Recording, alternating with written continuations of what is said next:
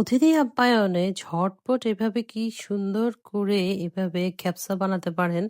তো আমার বাচ্চারা তো এত পছন্দ করে যে আমার প্রতি সপ্তাহে একবার বানাতেই হয়। তো আজকে আমি আপনাদের সাথে শেয়ার করছি আমার সিম্পল ক্যাপসা রেসিপি। তো প্রথমে রান্নার তেল দিয়ে দিলাম, অবশ্য বাটার দিলে ভালো হতো, তো আমি রান্নার তেলে দিয়ে দিচ্ছি আজকে। তো দিয়ে দিচ্ছি সব ধরনের গরম মসলা, এখানে সব কিছু থেকে একটু একটু করে দিয়ে দিলাম। আমি এখানে আধা কেজি চালের মতো রান্না করবো আর একটি মুরগি দিয়ে। তো সেজন্য এখানে আমি পেঁয়াজও দিয়ে দিলাম আর দিয়ে দিচ্ছি, সেই অনুসারে আমি মসলাগুলো দিচ্ছি। পরিমাণে একদম একটু খুব বেশি পরিমাণও না, আবার খুব মিডিয়াম পরিমাণে দিচ্ছি। তো এখানে পেঁয়াজ দিয়ে দিলাম ১ কাপ। পেঁয়াজটা এখন আমি ব্রাউন কালার আসা পর্যন্ত ভেজে নিচ্ছি। তারপরে এখানে আমি আবার কিছু স্পাইস দিচ্ছি। তো আসলে আমরা তো বাঙালি, আমরা আসলে স্পাইস ছাড়া খেতে পারি না, অত সাদা খেতে পারবো না। তাই আমি আমার পছন্দ অনুযায়ী কিছু মসলা দিয়ে দিচ্ছি। তো এখানে আমি মরিচের গুঁড়া দিয়ে দিচ্ছি, জিরা, ধনিয়া, লবণ স্বাদমতো দিয়ে এবার আমি মসলাটাকে কষিয়ে নিচ্ছি। তারপরে এখানে আমি একটু গরম পানি দিয়ে দিলাম। গরম পানিটা দিয়ে তারপর আমি খুব ভালো করে মসলাটা কষিয়ে এবার এখানে আদা রসুন বাটা দিয়ে দিলাম। আদা রসুন বাটা দিয়েও আবার কিছুক্ষণ এই মসলাটাকে আমি কষিয়ে নেব। এখানে শুধু হলুদের গুঁড়াটা দেয়া হয়নি। আর মোটামুটি সবকিছুই দেয়া হয়েছে। তো এবার মসলাটাকে খুব ভালো করে কষিয়ে আমি এখানে টক দই দিয়ে দিলাম ২ চামচের মতো। দিয়ে এবার আরো কিছুক্ষণ মসলাটাকে লো তাপে কষিয়ে নিব। মসলাটা খুব সুন্দরভাবে কষানো হতে হবে, তাহলে কিন্তু টেস্ট বেড়ে যাবে। তো সেজন্য চুলার আঁচটা কমিয়ে আমি মসলাটাকে খুব ভালো করে কষিয়ে তারপরে এখানে চিকেনের টুকরোগুলো দিয়ে দিব। তো চিকেনের টুকরাগুলো আসলে যার, যার পছন্দ অনুযায়ী কেটে নিতে পারেন। একটু বড় সাইজ করে দিয়ে দিচ্ছি আমি। দিয়ে যেহেতু আমার বাচ্চারা খাবে, তো বাচ্চারা এভাবে পছন্দ করে, তাই তার জন্য একটু বড়, বড় করে দিয়ে দিলাম। ছোট, ছোট করে দিলেও হবে। যার, যার পছন্দ অনুযায়ী আসলে কেটে দিয়ে দিতে হবে। তো চিকেনটা ভালো করে একদম কষিয়ে নিতে হবে। চিকেন থেকে একটু ঝোল বের হলে ওই ঝোলটা দিয়েও খুব ভালো করে কষিয়ে নিতে হবে।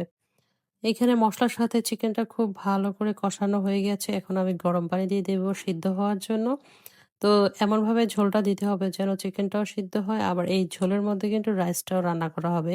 তো সেই অনুযায়ী আসলে ঝোলটা দিয়ে দিতে হবে। তো আমি একদম চিকেনটা সিদ্ধ হওয়ার জন্য এখন ঢেকে দিব, যেন ৭ থেকে ৮ মিনিটের মতো যেন একদম চিকেনটা সিদ্ধ হয়ে যায়। তো এই তো আমার চিকেনটা প্রায় সিদ্ধ হয়ে গিয়েছে। এখন আমি চিকেনের টুকরোগুলোকে উঠিয়ে একটা সাইডে রেখে দেব।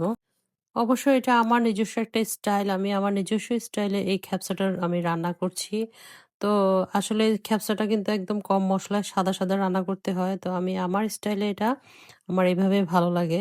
একটু স্পাইস দিয়ে আমার ভালো লাগে। তো চিকেনের টুকরোগুলো উঠিয়ে আমি ওই পানির মধ্যে এখন আমি রাইসটা দিয়ে দিলাম। এখানে আমি বাসমতি রাইস ১/২ কেজি দিয়ে দিলাম। বাস এখন নেড়ে-চেড়ে একটু কাঁচামরিচও দিয়ে দিব। দিয়ে বাস ঢেকে দেব। আর লবণ যেহেতু আমি আগেই পরিমাণ মতো দিয়েছি, আমার একদম হয়ে গিয়েছে। তো এখন আমি ঢেকে দেব রাইসটা হওয়ার জন্য। আর এদিকে চিকেনের টুকরোগুলোকে একটু সুন্দর দেখানোর জন্য আমি একটু ভেজে নিচ্ছি। চিকেনগুলো অলরেডি সিদ্ধ হয়ে গেছে, রান্না হয়ে গেছে। এখন আমি ২ পাশটা একটু লাল, লাল করে ভেজে পর আমি এটা রাইসের সাথে মিশিয়ে নেব। বাস এভাবে করলে বাচ্চারা এত খুশি হয় যে কালারটা দেখে ওরা কিন্তু খাওয়ার জন্য পাগল হয়ে যায়। তো এটা সুন্দর করার জন্যই আসলে দেয়া, না দিতে চাইলে সমস্যা নেই। তো চিকেনগুলা ভেজে আমি আবার একটা সাইড রেখে দিব। আর রাইসটা সিদ্ধ হওয়ার জন্য অপেক্ষা করছি। যদি রাইসটা হয়ে যায় তারপর আমি রাইসটা একটু দেখে নিব। তো রাইসটা আমার প্রায় অলরেডি হয়ে গেছে। এখন আমি উপরে চিকেনগুলো দিয়ে দিচ্ছি। ভাজার কারণে কিন্তু চিকেনগুলো দেখতে অনেক সুন্দর লাগছে। তো এবার দিয়ে আরো কিছুক্ষণ দমে রাখতে হবে রাইসগুলো। তো এবার আমি আরো ৫ থেকে ৬ মিনিট দমে রেখে দিলাম, যেন রাইস আর চিকেনের যেন আরো একটু সুন্দর স্মুথ হয়। তো বাস এবার নেড়ে-চেড়ে নামানোর পালা। এভাবে কিন্তু একদম শর্টকাট স্বল্প আ মসলায় আমি খ্যাপসা রেসিপি তৈরি করলাম। কেমন হয়েছে আমার রান্নাটা? আমার বাচ্চারা তো অনেক পছন্দ করে। আর ওরা আমার হাতের এই খ্যাপসাটা ভীষণ, ভীষণ পছন্দ করে, যা কিনা আমার সপ্তাহে ১ দিন রান্না করতেই হয় ওদের জন্য। তো আজকে বিদায় নিলাম এই পর্যন্তই। সবাই ভালো থাকবেন। আল্লাহ হাফেজ।